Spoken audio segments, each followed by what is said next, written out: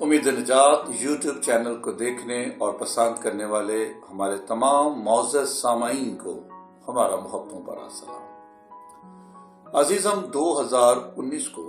پاکستان کی دستور ساز اسمبلی میں ایک بل پاس ہوا اور اس بل کو اراکین اسمبلی نے بھاری اکثریت کے ساتھ منظور کر لیا۔ پھر اچانک ہی سپٹمبر 2022 کے اندر اسی بل کے خلاف ایک تحریک پیش ہوئی کہ یا تو اس کو آپ مکمل طور پر مسترد کر دیں یا اس کے اندر کچھ مناسب ترامیم کر کے اسے دوبارہ پیش کیا جائے۔ یہ بل کیا تھا اور کن باتوں پر بحث کی گئی اور کن نکات کو ترامیم کر کے پیش کرنے کی تجویز دی گئی، ان تمام سوالوں کے جوابات کو جاننے کے لیے آپ ہم سے جڑے رہیں، اس ویڈیو کو مکمل طور پر دیکھیں اور اس کو دوسروں کے ساتھ شیئر بھی کیجیے گا۔ اور ایک چھوٹی سی معصومانہ درخواست ہے کہ ویڈیو کو مکمل طور پر دیکھنے کے بعد آپ ہمارے چینل کو بھی ضرور سبسکرائب کریں۔ جی، اس بل کے اندر چند خاص باتیں موجود تھیں، چند ایسی چیزیں اس کے اندر رکھی گئی تھی جو کسی بھی مہذب معاشرے کے لیے ناگزیر ہیں۔ اس بل کے اندر اس بات کی اجازت دی گئی تھی کہ کوئی بھی مرد اپنی مرضی کے ساتھ کسی بھی دوسرے مرد کے ساتھ شادی یا نکاح کر سکتا ہے، اور پھر اسی طرح اس میں اس بات کی اجازت بھی موجود تھی کہ عورتوں کو بھی یہ حق حاصل ہوگا کہ وہ اپنی مرضی سے کسی بھی دوسری عورت کے ساتھ نکاح کرے یا شادی کر سکتی ہے۔ یہ شرائط اور نکات جو اس بل کے اندر موجود تھی، یہ کسی بھی مہذب معاشرے کے لیے ناگزیر ہیں، انتہائی غیر اخلاقی یہ باتیں ہیں۔ آج کی اس ویڈیو کو میرا بنانے کا ایک خاص مقصد ہے۔ جب یہ بل پاس ہوا، اس بل پر بحث ہوئی، ہنگامہ آرائی شروع ہوئی،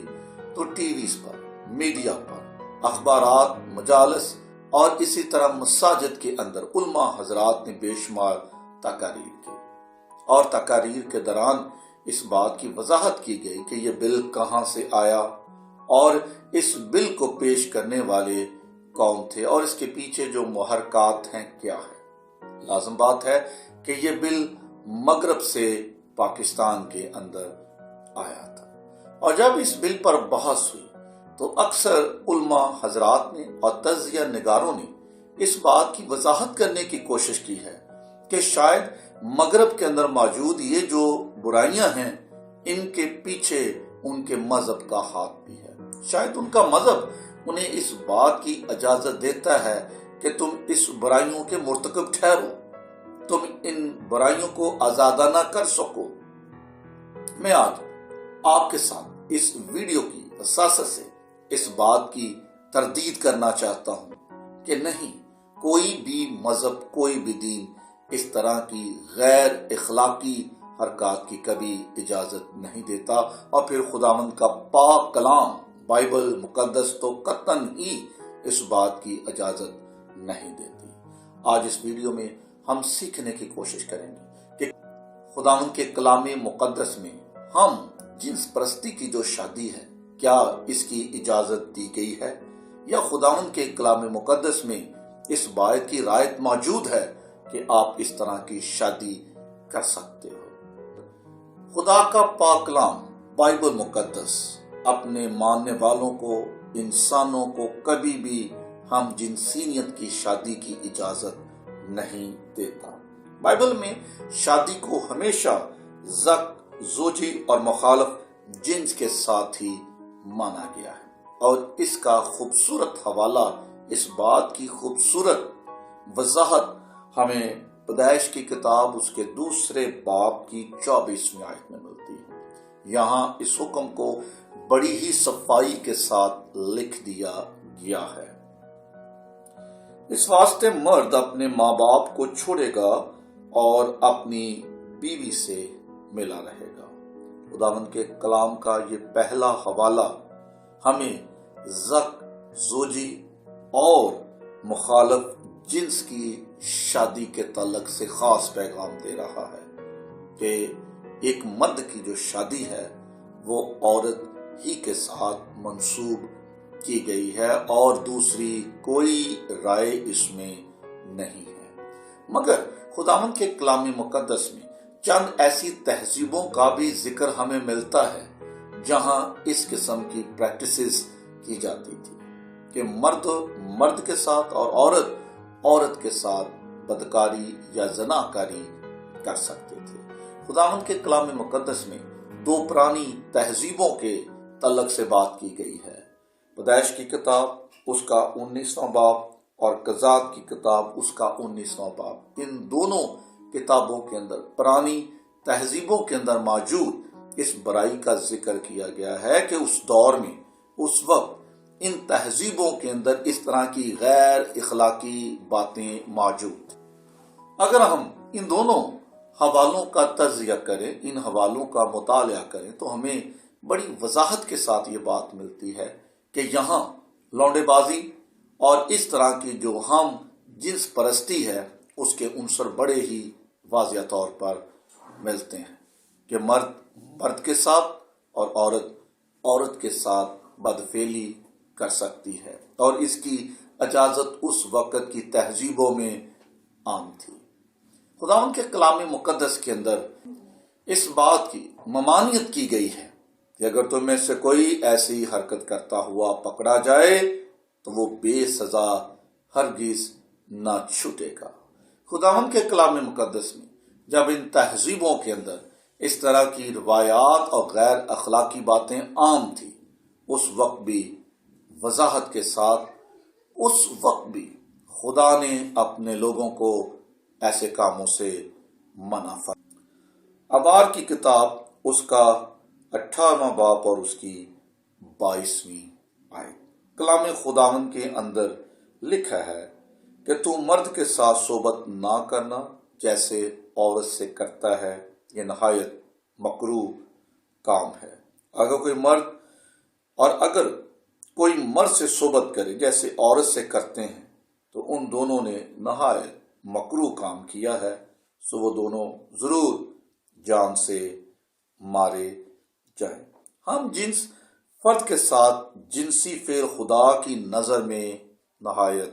مکروہ ہے اور اس سے پوری کی پوری قوم گناہگار ٹھہرتی ہے، اور کلام خداوند کے اندر اس بات کی وضاحت کی گئی ہے اگر تم میں کوئی ایسا گناہ کرتا ہوا پکڑا جائے تو اس کو قوم میں سے کاٹ دیا جائے، اس کا نام جماعت میں رہنے نہ پائے اور اس کو تم بے سزا ہرگز نہ چھوڑنا۔ اسی طرح دیگر جو حوالہ جات ہیں وہ بھی ہمیں بتاتے ہیں کہ یہ جو غیر اخلاقی حرکت تھی یہ پرانی تہذیبوں سے آہستہ آہستہ سرایت کرتی ہوئی اگلی تہذیبوں میں بھی منتقل ہو گئی۔ رومی کا نام پالوس رسول کا خط اور اس کا پہلا باب 26ویں اور 27ویں آیت میں پالوس رسول اسی برائی کی وضاحت کر رہا ہے، اسی برائی کے اوپر آواز اٹھا رہا ہے کہ تم اس برائی کے مرتکب نہ ٹھہرنا، تم اس طرح کی غیر اخلاقی حرکت نہ کرنا، تم اس طرح کی لونڈے بازی جیسے گناہ میں شامل نہ ہونا، تو ہم جنس پرست کی شادی میں ہرگز اپنے آپ کو ملوث نہ کرنا۔ آئے ہم خداوند کے کلام مقدس میں سے اس بات کو دیکھیں کہ پالوس رسول کس طرح اس بات پر آواز اٹھا رہا ہے۔ اسی سبب سے خدا نے ان کو گندی شہوتوں میں چھوڑ دیا، یہاں تک کہ ان کی عورتوں نے اپنے طبعی کام کو خلاف طبع کام سے بدل ڈالا۔ اسی طرح مرد بھی عورتوں سے طبعی کام چھوڑ کر آپس کی شہوت سے مست ہو گئے، یعنی مردوں نے مردوں کے ساتھ روح سیاہی کے کام کر کے اپنے آپ میں اپنی گمراہی کے لائق بدلہ پایا۔ اس سے بڑھ کر اور کہیں وضاحت نہیں کہ یہ جو پریکٹسز ہیں یہ پرانی تہذیبوں سے آج نئی ترقی یافتہ تہذیب، اس ساری برائی میں اس بات کا ہرگز تاثر نہیں پایا جاتا کہ شاید مغرب کے اندر ان برائیوں کی وجہ یا سبب ان کے مذہب میں موجود اس بات کی اجازت ہے کہ تم ہر طرح کی برائی کو آزادانہ طور پر کر سکتے ہو۔ خداوند کا کلام ایسے لوگوں کے بارے میں خبردار کرتا ہے اور بڑی سختی کے ساتھ اس بات کا حکم دے رہا ہے کہ ایسے لوگ خداوند کی بادشاہی میں ہرگز شامل نہیں ہو سکتے۔ آئے ہم ایک اور حوالہ دیکھیں۔ یہاں بڑی صحت کلامی کے ساتھ اس بات کی وضاحت کی گئی، وہ لوگ جو اس برائی میں ملوث ہیں وہ خداوند کی بادشاہی میں داخل نہ ہونے پائیں گے۔ پالس رسول کا کرنتھیوں کی کلیسیا کے نام پہلا خط 6 باب 9 اور 10 آیت کے اندر چند لوگوں کی فہرست کو پیش کیا گیا۔ یہ وہ لوگ ہیں جن کا داخلہ خداوند کی بادشاہی میں ممنوع ہوگا، وہ ہرگز خداوند کی بادشاہی میں داخل نہ ہونے پائیں گے۔ آئے ہم دیکھیں کہ اس فہرست میں کون کون سے لوگ شامل ہیں جن کا داخلہ خداوند کی بادشاہت میں ممنوع ہوگا۔ کیا تم نہیں جانتے کہ بدکار خدا کی بادشاہی کے وارث نہ ہوں گے؟ فریب نہ کھاؤ، نہ حرام کار خدا کی بادشاہی کے وارث ہوں گے، نہ بت پرست، نہ زناکار، نہ عیاش، نہ لوڈے باز، نہ چور، نہ لالچی، نہ شرابی، نہ گالیاں بکنے والے، نہ ظالم، اور بعض تم میں ایسے ہی تھے، مگر تم خداوند یسوع مسیح کے نام سے اور ہمارے خدا کے روح سے دھل گئے اور پاک ہوئے اور راست باز بھی ٹھہرے۔ اس کا مطلب ہے کہ یہ جو پریکٹسز ہیں یہ قدیم تہذیبوں سے ماضی کی تہذیبوں میں آئیں اور آج یہ ترقی یافتہ تہذیبوں کے اندر بھی سرایت کر چکی ہیں۔ اس کی جڑیں اتنی مضبوط ہو چکی ہیں کہ ان کو کمزور کرنا آج انتہائی مشکل ہو چکا ہے۔ تو اس بات کی ہمیں بھرپور طریقے سے وضاحت ملتی ہے کہ خداوند کا کلام مقدس ہمیں قطعاً اس بات کی اجازت نہیں دیتا کہ آپ ایسی برائیوں کے مرتکب ہوں، آپ ان برائیوں میں ملوث ہوں، آپ ایسا گناہ کریں، اور اگر کوئی ایسا گناہ کرتا ہوا پکڑا جائے گا، اگر کوئی ایسے گناہ میں شامل ہے تو ان کے لیے یہ خاص پیغام ہے کہ وہ خداوند کی جماعت میں سے کاٹ دیے جائیں، وہ خداوند کی بادشاہت میں داخل نہ ہونے پائیں۔ تو میرے پیارے عزیز بھائیوں، اس کلام کے اندر ایک خوبصورت پیغام ہمارے لیے یہ بھی ہے کہ اگر کوئی ایسا گناہ کر رہا ہے، اس گناہ میں وہ ملوث ہے، تو اس کے ساتھ کیا کیا جائے؟ کیا اسے چھوڑ دے؟ کیا اسے اس کے حالات پہ رہنے دے؟ نہیں، خداوند کے کلام مقدس میں اس بات کی کہیں بھی اجازت نہیں ہے کہ آپ گناہ گار کو اس کے حالات پہ چھوڑ دیں، آپ اس کو اس کی حالت پہ رہنے دیں، بلکہ لکھا ہے کہ تم اس کے لیے دعا کرو، تم اس کو بدلنے کی کوشش کرو، تم اس کے ساتھ وقت گزارو، تم اس کو خداوند کا کلام سناؤ تاکہ وہ توبہ کر سکے۔ اگر کوئی شخص ایسے گناہ میں ملوث ہے، ایسی برائی کا مرتکب ہے، تو خدا کا کلام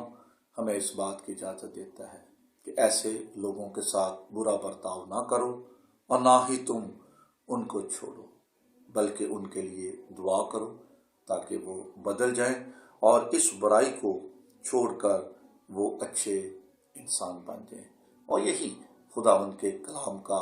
فیصلہ بھی ہے، یہی خداوند یسوع مسیح کا حکم بھی ہے کہ تم گناہ گاروں کے لیے دعا کرو۔ اور یسوع مسیح کا اس زمین پر آنا اور اس کے تجسم کا بنیادی طور پر مقصد یہی تھا کہ وہ گناہ گاروں کو بچانے اور نجات دینے کے لیے آیا ہے۔ آئے ہم اچھے اور سچے مسیحی ہوتے ہوئے ایسی برائیوں کے خلاف آواز اٹھائیں، اور جو لوگ ان برائیوں میں ملوث ہیں، اس طرح کے گناہ کے مرتکب ہوتے ہیں، ان کے ساتھ آپ وقت گزاریں، انہیں خداوند کے کلام کے بارے میں بتائیں تاکہ وہ توبہ کے لیے تیار ہو سکیں اور خداوند کی بادشاہت کے وارث بن جائیں۔ خداوند آپ کو اس خیال کے وسیلے سے بہت برکت عطا کرے، آمین۔